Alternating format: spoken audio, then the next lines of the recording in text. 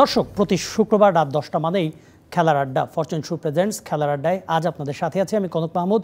দর্শক, আজকের আয়োজনে আমরা আলাপ করতে চাই ক্রিকেট নিয়ে। আপনারা ইতিমধ্যে জেনে গিয়েছেন, কাল থেকে ঢাকায় শুরু হচ্ছে জাতীয় ক্রিকেট দলের ক্যাম্প। পাকিস্তান সফর সামনে রেখে সাম্প্রতিক পরিস্থিতিতে একটা স্থবিরতা ছিল, সেই স্থবিরতার মাঝেই কিন্তু চট্টগ্রামে ক্যাম্প করেছেন জাতীয় দলের কিছু ক্রিকেটার বাংলাদেশ এ দলের সাথে। সেই দলটা তো পাকিস্তান যাচ্ছে, আর কদিন পরে জাতীয় দলও পাকিস্তান যাবে। সেই প্রস্তুতি সামনে রেখে আমরা আজকের আয়োজন নিয়ে কথা বলবো। এছাড়া বাংলাদেশ এ দলের খেলা রয়েছে, বাংলাদেশ এইচপি দল অর্থাৎ হাই পারফরমেন্স ইউনিট, তারা অস্ট্রেলিয়ায় খেলছে।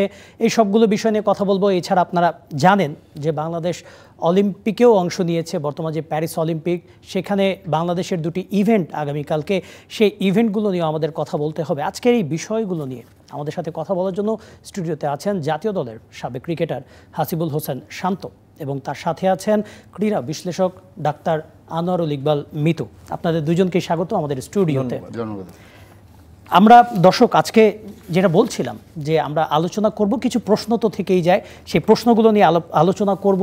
আমাদের বিষয়গুলো স্থবিরতা কাটিয়ে ব্যস্ততা টাইগার ক্রিকেটে কতটা প্রস্তুত পাকিস্তান সফরের জন্য। এছাড়া আমরা জানার চেষ্টা করব বাংলাদেশ এ দল ও এইচপি দলে একাধিক টাইগার ক্রিকেটার কতটা প্রস্তুত, পাইপলাইন। আর আমরা একই সাথে অলিম্পিকের যে বিষয়গুলো নিয়ে আলোচনা করব। অলিম্পিকে বাংলাদেশের ইমরানুর ও সোনিয়ার পরীক্ষা, এবারও কি অভিজ্ঞতা সান্ত্বনা? আমরা এই প্রশ্নগুলোই জানতে চাইব আমাদের আজকের স্টুডিওতে থাকা অতিথিদের সাথে। আমি শুরুতেই চলে যেতে চাই হাসিবুল হোসেন শান্তর কাছে। শান্ত ভাই, আসলে খুব অস্থির একটা সময় আমরা পার করছি। সেই স্থবিরতা, যখন এ দলের ক্রিকেটাররা চট্টগ্রামে ছিল, সেখানে কিন্তু ক্যাম্প কিছুটা ব্যাহত হয়েছে। সেই ক্যাম্পের মাঝপথে যখন পরিস্থিতি কিছুটা স্বাভাবিক, অনুশীলন শুরু করেছে এ দল, কদিন পরে পাকিস্তানে যাচ্ছে, এবং যে জাতীয় দলও কিন্তু পাকিস্তানে যাবে দুটি টেস্ট খেলতে। সেটার জন্যই কিন্তু আগামীকাল থেকে অনুশীলনটা শুরু। এই যে মনে কি হচ্ছে যে ক্রিকেটাররা কিছুটা স্বস্তি পাচ্ছেন দেখে, কিংবা বিসিবি হয়তো বা মনে করছে যে পরিস্থিতি কিছুটা স্বস্তি পাচ্ছে দেখে তারা প্রস্তুতিটা শুরু করছে, এরকম? না, দেখেন, পাকিস্তান সিরিজ তো আগের থেকেই শিডিউলে ছিল। এইচপি যেটা ছিল অস্ট্রেলিয়া যাবে, সেগুলো সব শিডিউল আগেই ছিল, ওই অনুযায়ী যাচ্ছে। তারপরও দেশের পরিস্থিতি যদি ভালো থাকে, সবসময় সব কিছু ভালো থাকে। সো হয়তো বা একটু তো হলেও যখন খেলা চলবে, যদি দেশের পরিস্থিতি একদম থাকে, একটু হলেও তো চিন্তা থাকে মাথায় কী হচ্ছে না হচ্ছে, তো সেদিক দিয়ে হয়তো বা একটু এফেক্ট হতে পারে। এছাড়া ওয়ার্ল্ড কাপের পরে আমরা যদি দেখেন, আমরা কিন্তু শুধু প্র্যাকটিস করছি, ওইভাবে এখনও গেমের মধ্যে আসেনি। এইচপি টিম অস্ট্রেলিয়ায় গিয়েছে, সেখানে কিন্তু একটা ম্যাচের পরে কিন্তু ভালো ক্রিকেট খেলেছে, যেটা আমরা এতটা ভালো আশা করিনি, যে ইয়াং প্লেয়াররা যেভাবে এখানে ব্যাটিং করছেন, বোলিং করছেন। তো সেদিক দিয়ে বলবো যে কিছুটা হলেও অস্ট্রেলিয়ায় তারা ভালো পারফর্ম দেখাচ্ছেন। এখন পাকিস্তানে যে এই টিম আগে যাবে, এই টিমে অনেক ন্যাশনাল টিম প্লেয়ারও থাকবেন, সো সেটা একটু কাজে দিবে। সো আমার মনে হয় যে ডিপেন্ড করছে আমাদের ব্যাটাররা কীভাবে ব্যাটিং করে, বিশেষ করে টেস্টে। কারণ টেস্টে আমাদের লম্বা সময় ব্যাটিং করার অভ্যাসটা খুবই কম। সো যদি ব্যাটাররা 1 থেকে 6-এর মধ্যে কেউ যদি দুজন যদি লম্বা সময় ব্যাটিং করতে পারে, তাহলে ভালো একটা রেজাল্ট আসবে, বিকজ আমাদের বোলিং স্টাফটা খুব ভালো। সেদিক দিয়ে পাকিস্তানে আমার মনে হয় যে ভালো বোলিং একটা আমরা দিতে পারবো, বাট ব্যাটিংটার উপর নির্ভর করছে আমাদের টেস্ট কেমন ক্রিকেট খেলবো। অবশ্যই। ডাক্তার আনোয়ারুল ইকবাল মিতু, বাংলাদেশ এ দলের ব্যানারেই কিন্তু চট্টগ্রামে ক্যাম্পটা চলেছিল, মাঝখানে কিছুটা গ্যাপ পড়ে গিয়েছে। এদিকে আসলে এ দল, যে দলটি কিনা পাকিস্তানে যাচ্ছে জাতীয় দলের আগে, তাদের প্রস্তুতি থেকে কিছুটা গ্যাপ সৃষ্টি হলো কিনা, কিছুটা খামতি হলো? আসলে দেখেন, যে কোনো স্পোর্টস, আমি একটু অন্যভাবে আসি, যে কোনো স্পোর্টস কোনোটাতেই আমরা কোনো কিছু করতে পারি না। যখন 1-2টা গেম জিতি, তখন আমরা এই প্লেয়ারগুলোকে, আমি শুধু ক্রিকেটের কথা বলছি না, any sports in Bangladesh after স্বাধীনতা, এই ধরেন 53 ইয়ার্স 54 ইয়ার্স যেটাই আমরা করেছি, আমরা কোনো কিছুতে স্টেবল না। আপনি আমাকে একটা কথা বলেন, এই যে এখন পরিস্থিতির কথা বলছেন, তাই তো? তাহলে আফগানিস্তানের প্লেয়াররা কোথায় প্র্যাকটিস করে ভাই? ওনারা তো প্র্যাকটিসই করতে পারে না নিজেদের দেশে, ওনারা তো এক একজন এক এক দিকে খেলে। এখন এটা যদি একটা উদাহরণ হয়ে যায়, আপনি যে প্রশ্নটা আমাকে করেছেন, এই পরিস্থিতির জন্য আমাদের রেজাল্ট খারাপ হয়েছে, এটাও কিন্তু একটা এক্সকিউজে দাঁড়াবে। কারণ হয়তোবা দাঁড়াতে পারে ভবিষ্যতে। এই দেশের অস্থিরতার মধ্যে ক্রিকেটারদের কিন্তু কোনো এফেক্ট হয়নি কোনো দিক দিয়েই না।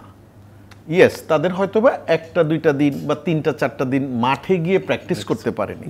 দেখেন, মাঠের প্র্যাকটিসের থেকেও কিন্তু মেন্টাল কিছু কাজ থাকে, ও আরও ভালো বলতে পারবে। তারপরে আপনি ঘরে বসেও অনেক প্ল্যানিং চক আউট করতে পারেন সময়টা নষ্ট না করে। আমি যদি বলি যে আমার 2 দিন আমি যদি আরও বেশি বোলিং প্র্যাকটিস বা ব্যাটিং প্র্যাকটিস করতে পারতাম তাহলে আমরা জিতে যেতাম, সরি এইটার উপরে আমি না, কিন্তু জিনিসটা হচ্ছে ইয়েস আমাদের প্র্যাকটিসে কিছু ব্যাঘাত হতে পারে, সেটা ডিফারেন্ট ইস্যু, বাট আমাদের যে অ্যাজ আ হোল পারফরমেন্সটা সেটা আপনার কনসিস্টেন্সির উপর ডিপেন্ড করে। সেই কনসিস্টেন্সিটা শব্দটাই আমাদের দেশে নাই। মানে আজকে ভালো খেলছে তো কালকে খারাপ খেলছে, তো কালকে খারাপ খেলছে তো পরশুদিন। আমি একটা জিনিস দেখেছি, আমি বিভিন্ন কিছু প্রেডিকশন করি, কোনো সময় মিলে, কিন্তু বাংলাদেশের সময় প্রেডিকশন করলে পরের দিন পুরা বোকা হয়ে উঠি যে উমা আমি কি বললাম আর কি হলো, মানে ভালো বললেও বোকা হচ্ছি, খারাপ বললেও বোকা হচ্ছি।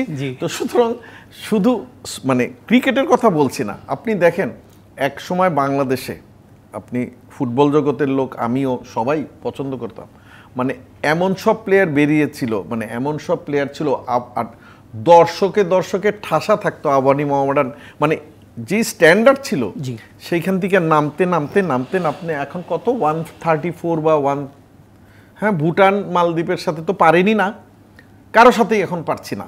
তাহলে কোন স্পোর্টসটা নিয়ে বলবো? দেখেন আপনার সাথে আমি লাস্ট যে টক শোটা করেছি আমার মনে আছে যে সেই দিনে একটা মর্মান্তিক ঘটনা, জিয়াউর রহমান মারা গেলেন, দাবার আমাদের জিয়াউর রহমান মারা গিয়েছিলেন, উনি যে মারা গেলেন আপনারা কিন্তু সবাই শোক প্রকাশ করলেন, আমরা সবাই শোক প্রকাশ করলাম, তার বাসভবনে গিয়েছিলেন। এরপরে কি বলেন তো ভাই? এরপরে কিন্তু কিছু নাই, তার ফ্যামিলির খবর নাই, তার ছেলেটা কি কোনো খবর নাই। হ্যাঁ উনি অলিম্পিয়াডে চান্স পেয়েছেন, ভেরি গুড, তারপরে কি? মানে ওনার ফ্যামিলি, এই যে আমরা কখনোই কোনো স্পোর্টসম্যানকে, এই যে ও একটা বাংলাদেশকে রিপ্রেজেন্ট করছে, একটা গর্বের ইস্যু না? জি। ওর কি খবর রাখবে কেউ?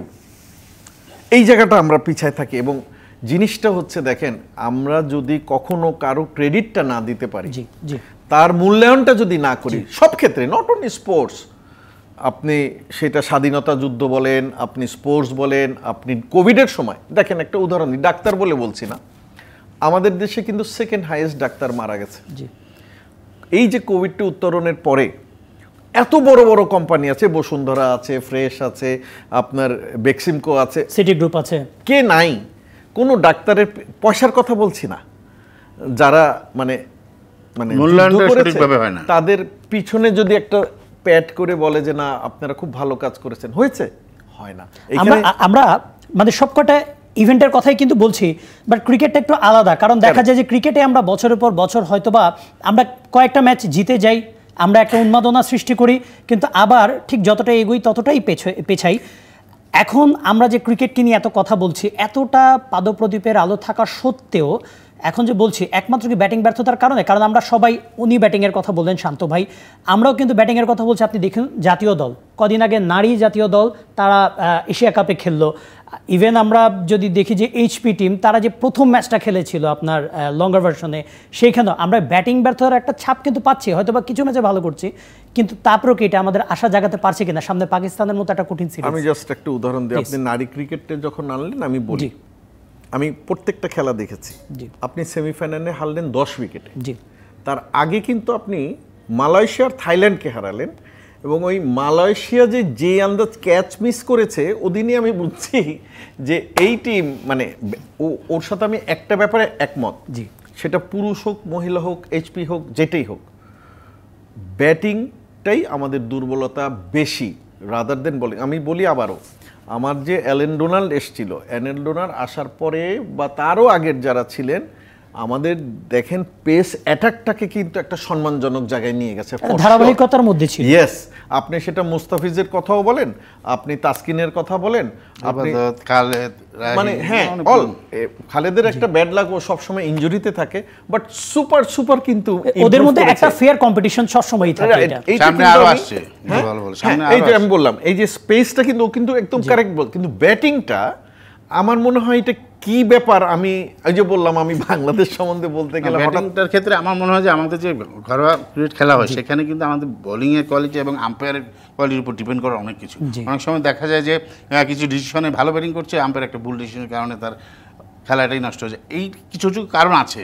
আর আমাদের যদি দেখেন ক্যালেন্ডার, যদি খেলার ক্যালেন্ডারটা যদি দেখেন খুবই ছোটো, কিন্তু কবে লং ভার্সন খেলবে, কবে বিপিএল খেলবে, কবে লিগ খেলবে, এটা আমি মানে বলছি। আমি একটা কথা বলি, আমি বলি যে তোমার এই কথাগুলো কিন্তু কারেক্ট, কিন্তু এক আম্পায়ারের উপরে দোষ চাপিয়ে দিলাম। না, দোষ চাপাচ্ছি না, মানে এটা পারিপার্শ্বিকতার কথা বলছেন না, মানে that is one of the point, ঠিক আছে। কিন্তু 53 বছর ধরে কি এই পয়েন্টগুলোই আমরা 53 বছর ধরে তো আর আমরা ফোরডে টি20 খেলছি না, আমরা ওয়ানডে খেলে আসছি। যাই যে কোনোটাতেই হোক, আমরা কি কোনো জায়গায় মানে সেটা ওয়ানডে হোক, টি20 হোক, টেস্ট হোক, আমি বলতেছি যে দেখেন, আমি কিন্তু একটা কথা সবসময় বলি, খেলায় হারা জেতা নিয়ে কিন্তু আমি কোনো আপসেট হই না। আমি সবসময় চাই যে আপনি ভালো খেলে হারেন না, হারতে তো একটা দল তো হারবে, হয় ও হারবে, নয় আমি, খেলা তো এটা তো এমন না যে ফুটবল ড্র হলো। আনফরচুনেটলি ক্রিকেটেও টাই হয়, মানে খুব নেগলিজিবল হয়, বৃষ্টিতে হয় বা কিছুতে একটা হয়। কিন্তু আমি যেটা বলতে চাচ্ছি, বেশি খেলবেন আমি আমাকে আমরা একটু মানে শান্ত ভাইয়ের কাছেও যাব, আপনি যদি আমি জাস্ট একটু শেষ করি। যেমন আইপিএল এর এখন অবস্থা দেখেন, শবেমল নির্ধনী আগে খেলতেন হলো সাকিব, এখন খেলেন হলো শুধু একজন মুস্তাফিজ। এই হলো আমাদের স্ট্যান্ডার্ড। এখন বল শান্ত ভাই, আসলে ব্যাটিং নিয়ে আমাদের পারিপার্শ্বিকতা অনেক, তারপরও আমাদের অনেক সময় মনে হয় যে আমাদের যিনি ব্যাটিং কোচ হিসেবে কাজ করছেন কিংবা যারা আমাদের স্বীকৃত ব্যাটার, তাদের ইন্ডিভিজুয়াল ট্রেনিং বলে একটা ব্যাপার আছে, সেটাও কিছুটা ল্যাকিংস থেকে যায় কিনা, আর এই প্রবলেমটা আসলে সলিউশনটা কোথায়? সলিউশনটা তো মানে সব ধরনের হচ্ছে, আপনার টেকনিক্যালি সাইডে বলেন, যদি বলেন ভিডিও অ্যানালাইসিস বলেন, কোচেস বলেন, ব্যাটসম্যান, সবই হচ্ছে। তারা কিভাবে মেন্টালিটি তৈরি করছেন বা তারা কী ধরনের এক্সট্রা তাদের প্র্যাকটিস করছে সেটার উপর ডিপেন্ড। তারপর আমি বলবো যে আমাদের ঘরোয়া ক্রিকেট যখন স্ট্রং হবে, আপনি যতই বলেন, আপনি ইন্ডিয়ার ঘরোয়া ক্রিকেট দেখেন, অস্ট্রেলিয়ার ঘরোয়া ক্রিকেট দেখেন, ইংল্যান্ডের ঘরোয়া ক্রিকেট দেখেন, ওখানে কিন্তু প্রচুর কম্পিটিশন।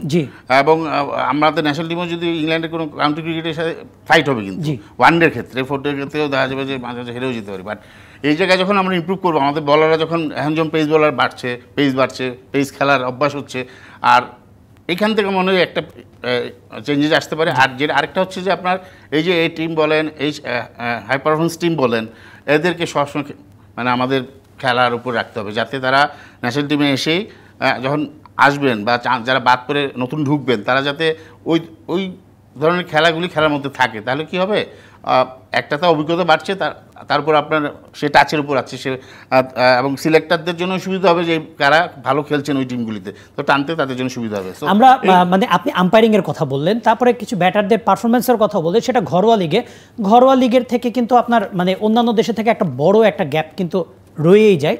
আর সেই ঘরোয়া লিগের মানহীনতা বলেন কিংবা মান কমে যাওয়ার কারণেই কিন্তু ন্যাশনাল টিম অনেক সময় অনেক প্লেয়ার এসে খেই হারিয়ে ফেলে বলা হয়। তবে এটা নিয়ে সম্প্রতি নাজমুল হাসান পাপন, বিসিবির সভাপতি এবং তিনি এখন আমাদের যুব ক্রীড়ামন্ত্রী, তিনি বলেছেন, তিনি দাবি করেছেন যে আসলে ঘরোয়া ক্রিকেট মান হারায়নি, ঘরোয়া ক্রিকেটের যারা স্বীকৃত পারফর্মার তাদেরকে আমরা ন্যাশনাল টিমে এনেছি আর কি। মানের কথা আমি সেখানে বলছি যে এখন ব্যাটসম্যানরা যখন ইন্টারন্যাশনাল লেভেলে যাচ্ছে বা অন্য দেশে খেলতে যাচ্ছে, সেখানে কিন্তু আমাদের যে পেস বোলিং বলেন, স্পিন বোলিং বলেন, যে ধরনের বোলিং আমরা এখানে খেলে যাই, ওইখানে যেয়ে কিন্তু ফার ডিফারেন্স হয়ে যায়। তখন কিন্তু সেটা হ্যান্ডেল করতে যে আপনার অনেক সমস্যা হয়। সো এই জায়গাগুলি আমার মনে হয় যে আমাদের প্রচণ্ড কাজ করতে হবে। এইচপি এ টিম এবং ঘরোয়া ক্রিকেটের লঙ্গার ভার্সনে আমরা ওয়ানডেতে মোটামুটি আমি মনে করি যে আমরা ভালো ক্রিকেট খেলি, বাট লঙ্গার ভার্সনের জন্য মানে টেস্টের জন্য আমাদেরকে ঘরোয়া ক্রিকেটে আরও স্ট্রং করতে হবে, প্লেয়ারের সংখ্যা আরও বাড়াতে হবে, কম্পিটিশন আরও বাড়াতে হবে। এখানে মাইন্ডসেট একটা প্লেয়ারের জন্য কতটা গুরুত্বপূর্ণ? এখন দেখেন, মাইন্ডসেটটা নিজের ব্যক্তিগত ব্যাপার, সে যদি ভালো খেলতে চায়, তার যেটা দরকার সে অনুযায়ী তাকে কাজ করতে হবে। এখন আপনি ধরে তো আর শেখাতে পারবেন না, শেখানো হচ্ছে, যদি আপনি না নিতে চান তাহলে কি সম্ভব? এটা অবশ্যই। আমরা একটা বিরতিতে যাব, আমাদের আরও কথা বলতে হবে, কারণ বাংলাদেশ এ দল, এইচপি দল, তারাও বিভিন্ন জায়গায় ব্যস্ত, তাদের ব্যস্ততা আরও আছে সামনে, সেগুলো নিয়ে কথা বলবো। ফরচুন শু প্রেজেন্টস খেলার আড্ডা, একটা বিরতি নিচ্ছি, আমাদের সাথেই থাকুন। স্বাগত আরেকবার ফরচুন শু প্রেজেন্টস খেলার আড্ডায়। আমরা কথা বলছিলাম ক্রিকেট নিয়ে, তবে তার আগে কথা বলতে হবে, মানে ক্রিকেট নিয়েও তো আলোচনা চলবে, যেহেতু অলিম্পিক চলছে আর বাংলাদেশের কন্টিনজেন্ট সেখানে আছে, যদিও বা 3 জনের খেলা শেষ, এখনও 2 জনের খেলা বাকি রয়েছে, আমাদের 2 জনের পরীক্ষা বাকি রয়েছে, সেগুলো নিয়েও কিন্তু আমাদের কথা বলতে হবে। অতএব আমরা একটু কথা বলবো অলিম্পিক নিয়েও। আমাদের সাথে যথারীতি স্টুডিওতে আছেন ডাক্তার আনোয়ারুল ইকবাল মিতু, যিনি ক্রীড়া বিশ্লেষক, খেলাধুলা নিয়ে কথা বলেন আর অনেক বিষয় নিয়ে কথা বলেন, তবে খেলাটাকে একটু বেশি ভালোবাসেন। আর সাথে আছেন হাসিবুল হোসেন শান্ত, জাতীয় দলের সাবেক ক্রিকেটার। আমি আলোচনায় যাওয়ার আগে যেহেতু অলিম্পিকের কথাই বলছিলাম, একটু ঘুরে আসতে চাই প্যারিস থেকে। সেখানে আছেন আমাদের সহকর্মী মুশফিকুর রহমান, তার সাথে যুক্ত হতে চাই। মুশফিকুর রহমান, আগামীকাল বাংলাদেশের স্প্রিন্টার দ্রুততম মানব ইমরানুর রহমানের ইভেন্ট রয়েছেন। তিনি বলেছেন যে তিনি প্রথম হিটের বাধা পের হতে চান, মানে প্রথম হিটের বাধা, নর্মালি বাংলাদেশের যারা আছেন তারা তো প্রথম হিটেই বাদ পড়ে যান, প্রথম হিটের বাধা পের হয়ে অ্যাটলিস্ট দ্বিতীয় হিট পর্যন্ত যেতে চান। সোনিয়া আক্তার, যিনি কিনা সাঁতারে আছেন, তিনিও বলেছেন যে হিটের বাধা পার হতে চান। কি মনে হচ্ছে, তারা কি পারবেন? কনক, যেটা বরাবরই হয়ে আসে যে অলিম্পিকে বাংলাদেশ অংশগ্রহণ করে, কিন্তু তারপরে যেটা হয় যে একটা পর্যায়ে, বিশেষ করে প্রথম পর্যায় থেকে কিন্তু বাংলাদেশের বাদ পড়ার যে ইতিহাস সেটা কিন্তু এখন পর্যন্ত অবিচল রয়েছে। তারপরেও আমরা যেটা বলতে চাই বা যতটুকু জেনেছি, কথা বলেছি ইমরানের সাথে, ইমরানের লক্ষ্যটা হচ্ছে অন্তত সেমিফাইনাল যাওয়া। তার অর্থ হচ্ছে প্রথম হিটটা যদি সে ওভারকাম করতে পারে তাহলে বাংলাদেশ প্রথমবারের মতো অলিম্পিকের কোনো আসরে সেমিফাইনালে যাবে। আপনি জানেন যে 1984 সালে প্রথম লস অ্যাঞ্জেলেস অলিম্পিকে বাংলাদেশ অ্যাথলেটিক্সে যোগ দিয়েছিল এবং সাইদুর রহমান ডন, তাকে দিয়ে অলিম্পিকে বাংলাদেশের পার্টিসিপেশনটা ছিল। এবং তারপর থেকে এতগুলো বছর চলে গেছে, প্রায় 40টা বছর, এতগুলো আসর চলে গেছে, বাংলাদেশ কিন্তু কখনোই ফার্স্ট রাউন্ড পেরিয়ে সেকেন্ড রাউন্ডে যেতে পারেনি। এবার বাংলাদেশের সামনে অ্যাথলেটিক্সের 100 মিটারে সেই একটা অপরচুনিটি রয়েছে। এই অপরচুনিটি কাজে লাগানোর জন্য প্রস্তুত ইমরানুর রহমানের। কিছুক্ষণ আগে আমি কথা বলছিলাম তার দলের ম্যানেজারের সঙ্গে এবং ভিডিও কলে কথা বলছিলাম, দেখছিলাম যে ইমরানের ট্রেনিংটা চলছে। তার ব্রিটিশ কোচ তাকে ট্রেনিং করাচ্ছেন এবং যে ভেন্যুতে খেলা হবে সেখানে কিন্তু তার ট্রেনিংটা হচ্ছে। এবং ইমরানের সঙ্গে আমার কথা হচ্ছে তার ট্রেনিং শুরু করার আগে। ইমরান বলেছেন যে তিনি এইবারই প্রথম অংশ নিচ্ছেন অলিম্পিকে এবং যেহেতু সে এশিয়ান ইনডোরের চ্যাম্পিয়ন, গোল্ড মেডেলিস্ট, দীর্ঘদিন ট্রেনিং করেছেন ইংল্যান্ডে এবং সেই তার ফিজিক্যাল অ্যাপিয়ারেন্স, তার ফিটনেস সবকিছু ভালো রয়েছে এবং তিনি অত্যন্ত আশাবাদী যে এই আসরটাতে তিনি বাংলাদেশকে অন্তত সেমিফাইনালে নিয়ে যাবেন। আমরা যখন অলিম্পিকের কথা উঠে, আমরা অলিম্পিকে যে দেখি, মানে আমরা যারা সাংবাদিক আছে আমরাও দেখি অন্য দেশের সাথে আমাদের যে পার্থক্যটা, আপনি যদি বলেন তাদের বহরের পার্থক্য, তাদের শক্তির পার্থক্য, তারা যে টেকনোলজি ইউজ করে সেগুলোর পার্থক্য, এই পার্থক্যগুলো অনেক সময় বেশি হয়ে যায়। এই ব্যাপারে আসলে অ্যাথলিটরা কি বলেন? অলরেডি 3 জন তো তারা বিদায় নিয়েই নিয়েছেন। হ্যাঁ, যে 3 জন তো বিদায় নিয়ে নিয়েছেন, আপনি জানেন যে 3 জন বিদায় নিয়েছেন, শুটিং, আর্চারি এবং সুইমিং থেকে রাফি। তো এই যে 3 জনের বিদায়, এটা আসলে আমরা যতই বলি যে অলিম্পিকে কেন আমরা মেডেল পাই না, বাংলাদেশ কেন পিছিয়ে থাকে, বাংলাদেশের কন্টিনজেন্ট এত ছোট কেন, অ্যাকচুয়ালি বাংলাদেশ কিন্তু বহির্বিশ্বের অর্থাৎ বিশ্ব ক্রীড়াঙ্গনের যে অবস্থান, যে ট্রেনিং ফ্যাসিলিটিস, যে স্পোর্টস টেকনোলজির ব্যবহার, সবকিছু থেকে কিন্তু বাংলাদেশ অনেক পিছিয়ে রয়েছে। সেটাও হতে পারে আমাদের অর্থনৈতিক অবস্থা বা রাষ্ট্রীয় যে পৃষ্ঠপোষকতা, সবকিছুতেই কিছুটা অভাব রয়েছে। সেই জায়গা থেকে আমরা যদি আশা করি যে রাতারাতি বড় একটা বহর নিয়ে অলিম্পিকে আসবো এবং সেখান থেকে মেডেল অর্জন করে যাব, সেটা আসলে সম্ভব নয়। এটার জন্য দীর্ঘমেয়াদী পরিকল্পনা দরকার, অনেক বেশি এফোর্ট দরকার এবং সেখানে সবচেয়ে বড় পৃষ্ঠপোষক হতে হবে সরকারকে। সেই টার্গেট নিয়ে যদি দীর্ঘমেয়াদী অর্থাৎ 5-6 বছরের একটা লক্ষ্য নিয়ে যদি আমরা এগোই, তাহলে হয়তো অলিম্পিকে পদক পাওয়া সম্ভব। যেটা বলছিলাম যে অন্য দেশগুলো আমরা যা দেখলাম, অন্য দেশের কন্টিনজেন্টটা বিশাল, তারা আসছে বড় বহর নিয়ে এবং তারা কিন্তু মেডেল অর্জন করেই যাচ্ছে একের পর এক। না, আপনি জানেন যে মানে ইভেন গুয়েতেমালাকে আমরা দেখেছি স্বর্ণ জিততে। আচ্ছা মুশফিক, আমরা আপনাকে ধন্যবাদ মুশফিক আপনার অভিজ্ঞতাটা জানানোর জন্য। আমাদের এখানে যারা অতিথি আছেন তাদের কাছ থেকে একটু তাদের অভিজ্ঞতাটা শুনবো। আপনি যেগুলো বললেন, আপনাকে ধন্যবাদ আপনার অভিজ্ঞতা জানানোর জন্য। আমরা আশা করি বাংলাদেশ কালকে যে দুটো ইভেন্ট রয়েছে অ্যাটলিস্ট তারা তাদের যে প্রতিশ্রুতিটা দিয়েছেন সেটা পূরণ করুক, আমরাও চাই সেটা। মুশফিক, আপনাকে ধন্যবাদ। দর্শক, প্যারিস থেকে আমাদের সাথে যুক্ত হয়েছিলেন সহকর্মী মুশফিকুর রহমান, জানাচ্ছিলেন প্যারিস অলিম্পিক্সে বাংলাদেশের যে নেক্সট ম্যাচগুলো আছে কিংবা নেক্সট ফাইটগুলো আছে সেগুলোর ব্যাপারে আপডেট জানাচ্ছিলেন। আমি একটু ডাক্তার আনোয়ার ইকবাল মিতুর কাছে আসতে যাচ্ছিলাম যে হ্যাঁ, ওই যে আপনি যেটা বলছিলেন যে ক্রিকেটের বাইরে অন্যান্য যে স্পোর্টসগুলো সেখানে সুযোগ সুবিধা বলেন, প্রায় সব কিছুতে একটা বড় তফাৎ। ইভেন মানে শুটিং কিংবা আর্চারি, যেখানে কিনা আমরা এত স্বপ্ন দেখেছি, সেখানেও কিন্তু আমরা অতটা একদম ভালো রেজাল্ট করতে পারিনি এবার। ভালো রেজাল্ট না, আমি বলি দেখেন আসলে একমাত্র অপরচুনিটিটা আর্চারিতেই ছিল, একদম ফ্যাক্ট।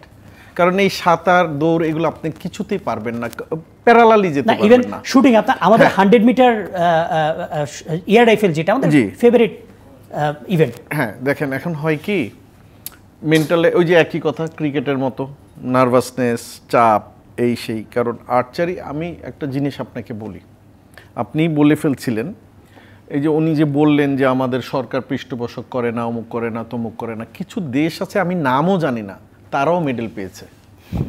গুয়েতেমালা, তারা কিন্তু 2টো মেডেল পেয়েছে, একটা গোল্ড, একটা আপনার ব্রোঞ্জ, এবং দুটোই কিন্তু শুটিংয়ে, মানে ট্র্যাপ শুটিংয়ে আমি দেখেছি। তাহলে ওরা যদি পারে, ওই যে বললাম, আমাকে আপনারা একটা খেলার খবর দেন যে যেখানে আমরা খুব ভালো, কোনোটাতেই না। ইভেন ওই যে বললাম দাবার কথাটা কেন নিয়ে এসেছিলাম, যে দেখেন নিয়াজ মুর্শেদ বাংলাদেশের না, শুধু সাউথ ইস্ট এশিয়ার ফার্স্ট গ্র্যান্ডমাস্টার। তাকে আমরা কেউ চিনিও না এখন, না তাকে কোনো হেল্প করি, না কোনো কিছু করি। এই যে আমি বললি যে একটা আমার যদি ফ্যামিলি প্রবলেম থাকে, মানে আমার ফ্যামিলিকে টানার মতো প্রবলেম থাকে, কোনো প্লেয়ারই কখনো কিন্তু আপনার ভালো হতে পারবে না, তাই না? তো এখন আপনি যেগুলো নিয়ে কথা বললেন, মানে ধরেন উনি আশা দিলেন, আমি আশা করব যে ইমরান যেন হিটটা পার হয়, এবং এই যে আপনি হিটের পারের আশাটা করছেন এইটাই বাস্তব, এর বাইরে কিছু আর না। তো সুতরাং মানে আপনার আমাদের বাস্তবতার সাথে কথাবার্তার যে অমিলটা, প্লাস আপনি আমাকে বলেন বক্সিং বলেন, ভারোত্তোলন বলেন, সাঁতার বলেন, সাইক্লিং দূরে থাক, জিমন্যাস্টিকটা অনেক দূরে, বারে উঠতে পারে না। তাহলে এটা কেন? কারণ যারা ফেডারেশন চালায় তাদের ওই ব্যাপারে নলেজও নাই, আপনার টাকার কমতি। দেখেন সব কিছু কিন্তু সরকারের দিকে দিলেও হবে না, এই যে আমি একটু আগে বলছিলাম না মিতু ভাই, তবে কয়েক জায়গায় কিন্তু রিসেন্টলি যে আপনার বাজেট হয়েছে, এমন কিছু ফেডারেশন মানে দারুণ বাজেট পেয়েছে, যারা কিনা ইভেন অলিম্পিক কিংবা কমনওয়েলথ গেমসে পার্টিসিপেটও করে না, এবং সেই ইভেন্টগুলো অলিম্পিক কিংবা মানে আপনার ইয়েতে নেইও, কমনওয়েলথে নেইও। ওই জায়গায় আসছি। তো এই যে আপনার এই যে সমন্বয়হীনতা, মানে এটাকে কি বলবো, মানে আপনি যে সেক্টরেই তাকাবেন প্রপার কোনো প্ল্যানিং নেই, সেক্টরেই এই অবস্থা। সেই তুলনায় কিন্তু ক্রিকেটের প্ল্যানিং অনেক ভালো, এটা বলতেই হবে। আচ্ছা, ক্রিকেটের প্ল্যানিংটা ভালো। শান্ত ভাই, ক্রিকেট যদি আপনার কোনোভাবে অলিম্পিকে মানে শুরু হয়, তাহলে সেখানে আমরা মানে কিরকম আশা করতে পারি? কারণ যেই ফুল যারা মেম্বার, তাদের মধ্যে আমরা খেলি, তো যে মানে ওটা ডিপেন্ড করবে আমরা কি ধরনের পরিস্থিতি নিচ্ছি, আমরা কি রকম ব্যাটাররা কি রকম ব্যাটিং করছি। আমি একটু ইন্টারফেয়ার করি, ক্রিকেটে যদি অলিম্পিকে হয় নিশ্চয়ই 2020 হবে। জি, তো 2020 হলে 2020 রেজাল্ট আপনার বাইরে যা হয় তাই হবে। ওয়ার্ল্ড ক্রিকেটারদের সাথেই খেলছেন, তো সেখানে অলিম্পিকের ব্যাপারটা হচ্ছে এত সহজ না। কিন্তু আমরা কিন্তু ওই অলিম্পিকে যারা রানিং বলেন, জিমন্যাস্টিক বলেন, যেটাই বলেন, ছোটকাল থেকে একটা প্রপার গাইডিং আসে। স্ট্রেংথ বলেন, রুটিন বলেন, খাওয়া দাওয়ার ব্যাপার বলেন, ঘুমানোর ব্যাপার বলেন, তো অনেক ফ্যাক্টর কিন্তু এই জায়গাগুলি, এই জায়গায় আমরা অনেক পিছিয়ে আসছি। তো এগুলোর জন্য আপনার একদম মানে একটা দুটো না, 10-12 বছরের টার্গেট নিয়ে আমাদের প্ল্যানিং অনুযায়ী একদম ছোটকাল থেকে তাদেরকে তৈরি করতে হবে, এবং তারা যাতে ওই চিন্তা, যেটা বলছিলেন যে ফ্যামিলির চিন্তাটা, আমি উপরে উঠলে তখন আমার কীভাবে চলবো, আমি কীভাবে এটাকে ব্যাকবোনটা যাতে স্ট্রং থাকে সেই ব্যবস্থা করে দিতে হবে, তাহলে কিন্তু রেজাল্ট অবশ্যই আসবে। এবং একটা খালি অ্যাড করে দেই, বিশেষ করে আপনি দেখবেন যে স্পোর্টসটা খেলে, বিদেশিদের কথা বলতেছি, ভলিবল প্লেয়ারদের সব ফিগার কিন্তু ওদের একরকম, সুইমিং যারা করে তাদের সব ফিগার কিন্তু একরকম, জিমন্যাস্টিক যারা করে তাদের সব ফিগার কিন্তু একরকম, একদম ছোটকাল থেকেই কিন্তু কেন তৈরি করছে। শুনেন, চাইনিজরা 3-4 বছর বয়স থেকেই ঢুকাই দিচ্ছে, আপনি 6 বছরের বয়স থেকে চলে যাচ্ছে, এবং ওর কিন্তু আর কোনো চিন্তা থাকতেছে না যে ওর কিভাবে ফ্যামিলি, মানে এরা মানে সামথিং স্পেশাল, মানে এইটা আপনার জন্য না। বাট আমি বলছি দেখ, অলিম্পিকে আমরা তো দেখেন যেখানে সাফ গেমসেই কিছু করতে পারি না, এশিয়ান গেমসেই কিছু করতে পারি না, সেখানে অলিম্পিক তো অনেক দূরে, অনেক দূরে। শান্ত ভাই, অবশ্যই শান্ত ভাই, আপনি কি এটা মনে করেন কিনা যে আমরা আর্চারি কিংবা ধরেন আমাদের কমনওয়েলথ গেমসে যে 8টা পদক এসেছে, 8টা পদকই শুটিং থেকে এসেছে, কারেক্ট, ইনক্লুডিং স্বর্ণ পদক, সিলভার এবং ব্রোঞ্জ। আগেও কিন্তু গোল্ড এসেছে, ননি ভাই আমাদের ছিলেন, উনিও একটা গোল্ড এনেছিলেন শুটিংয়ে। হ্যাঁ, কিন্তু সবসময় আমরা শুটিংয়ে সবসময় আসে, অন্যগুলো আসে না। সরকার কেন এটা মানে জিজ্ঞেস করে না কিংবা জানতে চায় না যে আচ্ছা আপনারা যে প্রতি বছর নিচ্ছেন ভালো কথা, কিন্তু রিটার্নটা কি? শুধুমাত্র এসএ গেমস নিয়ে কি আমরা এত কিছু করছি? মানে সাউথ এশিয়ান গেমস তুমি একটু আগে বলো, সংগঠন লোক যারা সংগঠন মানে থাকেন, তারা কি ধরনের মেন্টালিটি, তাদের কর্মকাণ্ড কীরকম, তারা কি চান, সেটার উপর সব কিছু ডিপেন্ড করে আসলে। অবশ্যই। তবে আমরা আশা করি যে কোনো না কোনো একদিন তো বাংলাদেশ মানে কমনওয়েলথ গেমসে শুটিংয়ের বাইরেও অ্যাটলিস্ট পদক জিতবে, কারণ এইগুলো যদি আমাদের শুরু হয় একটা ফ্লো স্টার্ট হবে। এবং হ্যাঁ, আর্চারিকে ধরা হচ্ছিল, এবারে হয়নি। এবারও হয়তো আমাদের জন্য অভিজ্ঞতাটাই সঙ্গী হয়ে থাকবে। এখানে কি একটু আশা করা যায় মিতু ভাই যে আমাদের নাজমুল হাসান পাপন ক্রীড়াঙ্গনের একদম কোর ব্যক্তিত্ব বলা হয়, তিনি ক্লাব চালিয়েছেন, ক্লাবে কাজ করেছেন, প্লেয়ারদের সাথে তার ডিলিংসেরও অভিজ্ঞতা আছে, বোর্ডেও এসে তাই করেছেন তিনি, তো ওনার রেজিমে মানে ওনার আন্ডারে কিছুটা হলেও উন্নতি আসবে এরকম কিছু? দেখেন, আমরা তো আসলে আশা করতেই চাই, কিন্তু একটা মানুষ দিয়ে কি সব চেঞ্জ করতে পারবেন? যেমন বলি আগে, যেমন আমাদের সিরাজউদ্দৌলা কেন হারলো, মানে যুদ্ধ দিয়েই বলি, এছাড়া তো ওয়ে নাই। নিজেদের মানুষ দুইজন বিক্রি করে বসে আছে, তারা সোলজার মুভি করায় নাই, তাই তো হারলো। তো এখন পাপন ভাই, উনি আমি জানি ব্যক্তিগতভাবে, উনি আবাহনীকে পরপর 3 বার হ্যাটট্রিক চ্যাম্পিয়ন করিয়েছেন। উনি কিন্তু পার্সোনালি আমি জানি দেখে বলছি, ব্যাডমিন্টন বলেন, টেবিল টেনিস বলেন, ক্যারাম বলেন এবং বিলিয়ার্ড বলেন, এক্সিলেন্ট প্লেয়ার, এক্সিলেন্ট। হ্যাঁ, গেল। উনি একার পক্ষে, আপনার তো বাংলাদেশ দেশ হিসাবে ছোট, কিন্তু আপনি খুলনা আছে, চিটাগাং আছে, রাজশাহী আছে, আপনি জানেন বরিশাল আছে, কি নাই? তো সব জায়গাটা উনি ওনার একার পক্ষে, ওনার মতো যদি কথার কথা আরও 5-6 জন 10 জন, আর সবচেয়ে বড় ব্যাপার কি, দেশপ্রেম যদি থাকে, যার ভিতরে অনেস্টি থাকে, এরকম লোক যদি খুঁজে বের করা যায়। কারণ আমি এমন কোচও চিনি, আমি এমন সংগঠকও চিনি, নিজের পকেটের পয়সা দিয়ে মেয়েদের প্র্যাকটিস করিয়েছে, নিজের, ইয়েস, এরকম মানুষও কিন্তু বাংলাদেশে আছে। তাদেরকে একটু মূল্যায়ন করেন, তাহলেই দেখবেন আপনার স্পোর্টসে কেন সবকিছুতেই ভালো করে। অবশ্যই আমরা আলোচনা করছিলাম অলিম্পিক নিয়ে, আমাদেরকে ক্রিকেট নিয়ে আরও কিছু আলোচনা করতে হবে, এছাড়া অন্যান্য স্পোর্টস নিয়ে যেহেতু মিতু ভাই আছেন, অনেক সময় প্রসঙ্গান্তরে এসে পড়ে অন্যান্য স্পোর্টসের ব্যাপারটাও আমরা আরও আলোচনা করব। ফরচুন শু প্রেজেন্ট খেলার আড্ডায় আরেকটা বিরতি নিচ্ছে, সাথেই থাকুন। স্বাগত আরেকবার ফরচুন শু প্রেজেন্টস খেলার আড্ডায়, আপনাদের সাথে আছে আমি কনক মাহমুদ, আর আমার সাথে আজকে স্টুডিওতে আছেন জাতীয় দলের সাবেক ক্রিকেটার হাসিবুল হোসেন শান্ত এবং আছেন ক্রীড়া বিশ্লেষক ডাক্তার আনোয়ারুল ইকবাল মিতু। আমরা কথা বলছিলাম ক্রিকেট নিয়ে, তারপরে অলিম্পিকে গেলাম। আমাদের যিনি সহকর্মী রয়েছেন মুশফিকুর রহমান, তিনি আমাদের সাথে যুক্ত হয়েছিলেন প্যারিস থেকে, জানাচ্ছিলেন অলিম্পিক নিয়ে অনেক কথা। এবার আরেকটু ক্রিকেটে ফিরতে চাই। আমরা ন্যাশনাল টিম নিয়ে কথা বলছিলাম, একই সাথে বাংলাদেশ এ দল নিয়েও কথা বলতে হবে। বাংলাদেশ এ দল পাকিস্তানে যাচ্ছে 2টি টেস্ট 3টি ওয়ানডে খেলতে, মানে কতটুকু আশাবাদী করছে শান্ত ভাই? কারণ হ্যাঁ, যেটা দাবি ছিল লাস্ট T20 ওয়ার্ল্ড কাপের পারফরমেন্সের পরে, যে এই যে সেকেন্ড থার্ড যে টিমগুলো আছে তাদেরকে খুব বেশি ইন্টারন্যাশনাল ম্যাচ দেওয়া, ইন্টারন্যাশনাল এক্সপেরিয়েন্স দেওয়া, মানে বিসিবি কি শেষ পর্যন্ত একটু দেরিতে হলেও সেই দিকে যাচ্ছে কিনা, কিংবা দেরিতে না হলেও মানে অ্যাটলিস্ট এইটাকে গুরুত্ব দিচ্ছে কিনা? যেহেতু আপনি বিসিবির সাথে আছেন, আপনি নিশ্চয়ই এই প্ল্যানটাকে না, অবশ্যই না, এই গুরুত্ব না দিলে তো আপনি পারবেন না, আগাতে পারবেন না। তো এই গুরুত্ব দেওয়া হয়েছে দেখি তো আপনার এই ধরনের উদ্যোগ নেওয়া হচ্ছে এবং ভবিষ্যতে আরও নেওয়া হবে। সো আমার মনে হয় যে এই উদ্যোগ নিলাম, আমরা খেললাম, বাট আমরা যারা খেলি তারা সেটাকে কিভাবে ধরে রাখবো সেটার উপর ডিপেন্ড করে। কারণ প্লেয়ারদের উপরে কিন্তু সব কিছু, তারা এই অভিজ্ঞতাটা যদি আসল জায়গায় কাজে না লাগাতে পারেন তাহলে তো সব ব্যর্থ। তো আমার মনে হয় যে শুধু বোর্ডের এইগুলো সব করে দিলেন, সিরিজ তৈরি করে দিলেন, এই টিমকে খেলা তৈরি করে দিলেন, সেগুলো খেললো, কিন্তু খেলার পরে প্লেয়াররা কিন্তু এসে যে অভিজ্ঞতাটা সেটা যে কাজে লাগানো, সেটা কিন্তু সম্পূর্ণ প্লেয়ারদের ফিটনেস, প্লেয়ারদের মেন্টালিটি, প্লেয়ারদের যে অভিজ্ঞতা, সেটা যদি অবশ্যই তাদের ওই আসল জায়গায় যে কাজে লাগাতে হবে। তো আমার মনে হয় যে প্লেয়ারদেরও অনেক কাজ আছে সেই জায়গায়, মেন্টাল টাফনেসটার উপর সবচেয়ে বেশি ডিপেন্ড করে যে কীভাবে এটাকে আমি নিজের আয়ত্তের মধ্যে রাখবো। আমরা মানে এই দলের থেকে কিন্তু এইচপি দলকে নিয়ে অনেক বেশি আশাবাদী থাকি, কারণ রিসেন্ট টাইমে যে তরুণরা কিনা ভালো পারফর্ম করেন তাদেরকে নিয়ে এইচপি টিমটা গঠন করা হয়, এবং এইচপি টিম কিন্তু যদিও বা নর্দার্ন টেরিটরি টিম খুব যে শক্তিশালী দল এমনটা নয়, তারপরও ভালো পারফর্ম করেছে। ইভেন মানে পাকিস্তান যে যুব দলটা আছে তাদের এগেনস্টেও ভালো খেলেছে। তো এই দলে কিন্তু মানে যে যারা আছে, আইচ মোল্লা বলেন, আরও যারা আছে, তারপরে আপনার দীপু মোটামুটি ভালো রান করেছেন, আপনার তারা কতটুকু আসলে আশা জাগাচ্ছে আপনারা যারা সিনিয়র আছেন তাদেরকে? মানে আপনি যদি দেখেন এরা কিন্তু নেক্সট ফিউচার, ইমন বলেন, তামিম বলেন, জয় বলেন, আপনার অঙ্কন বলেন, সবাই কিন্তু মোটামুটি এখানে রান করেছেন, একটা হলো রানের মধ্যে আছেন। আইজ মোল্লা বলেন, ওরা কিন্তু কোয়ালিটি প্লেয়ার। মানে আমি ওদের খেলাও দেখেছি, তাদের টেকনিকও অনেক ভালো।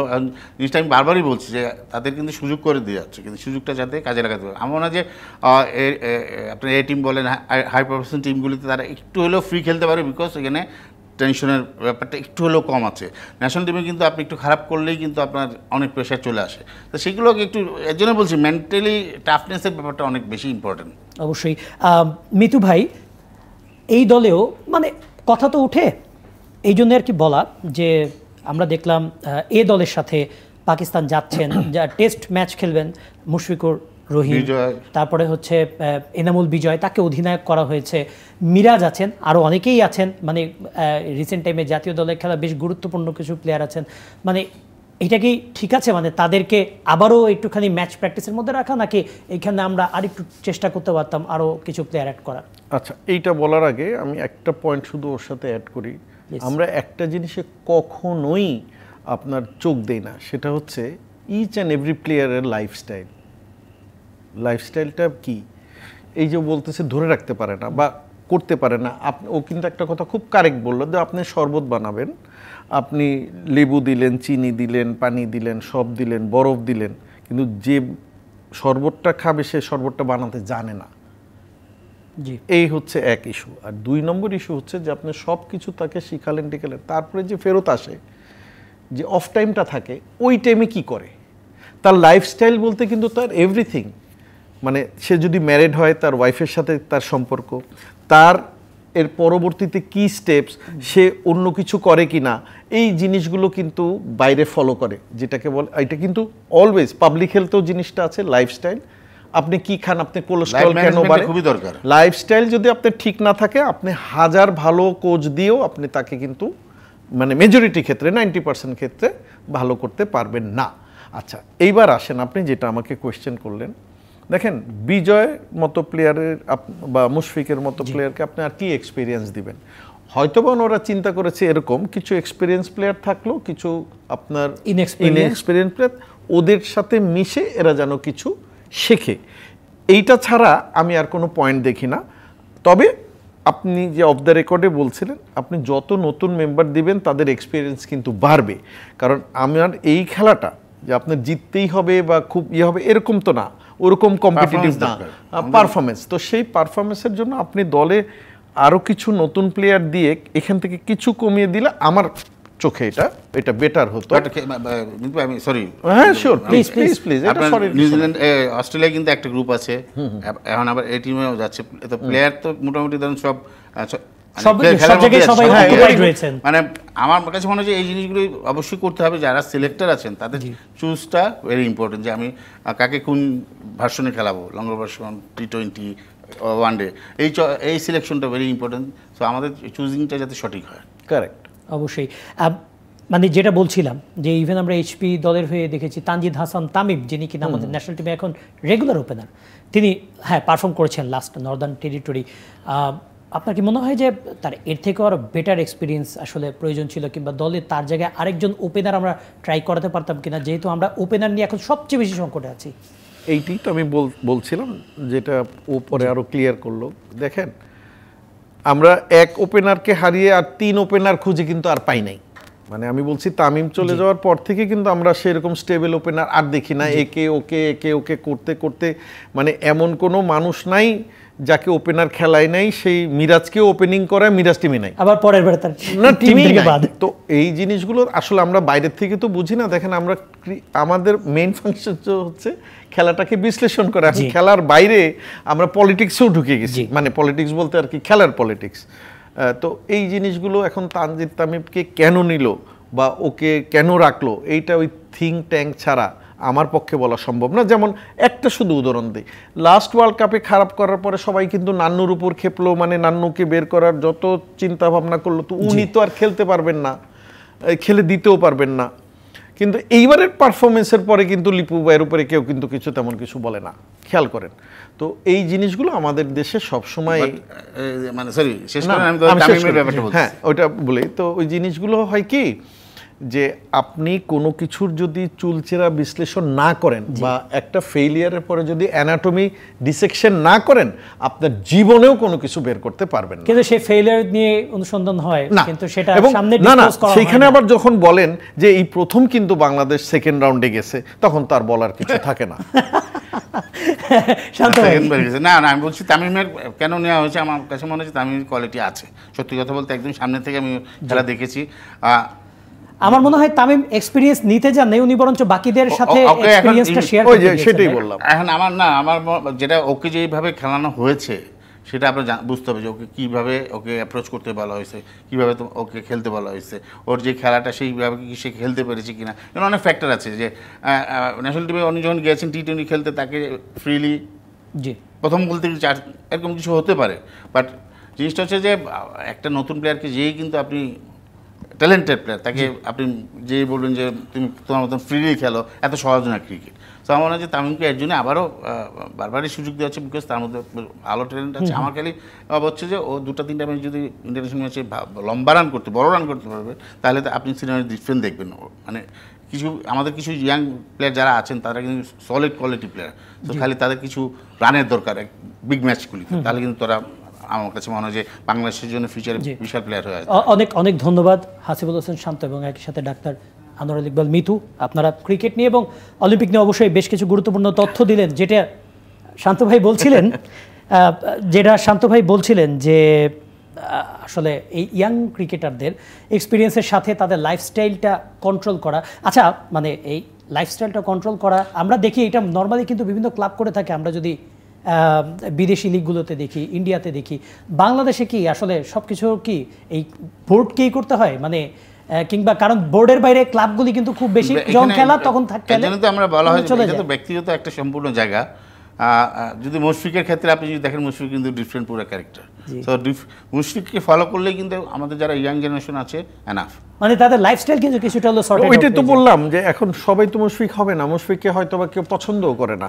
বাট আমি একটা পুরান কথা নিয়ে আসি, এই যে আমাদের লাস্ট ওয়ার্ল্ড কাপ যেটা হলো, তাসকিন যেটা খেলতে পারলো না বা আসতে পারে না, যেটাই ফাইন, তার বদলে শরীফুলকে না খেলিয়ে আপনি খেয়াল করেন, এটা কিন্তু আমার মাথায় এখনো ঢুকে নেই, তাই আপনাদের মাধ্যমে যেহেতু আছে জেনে নেই।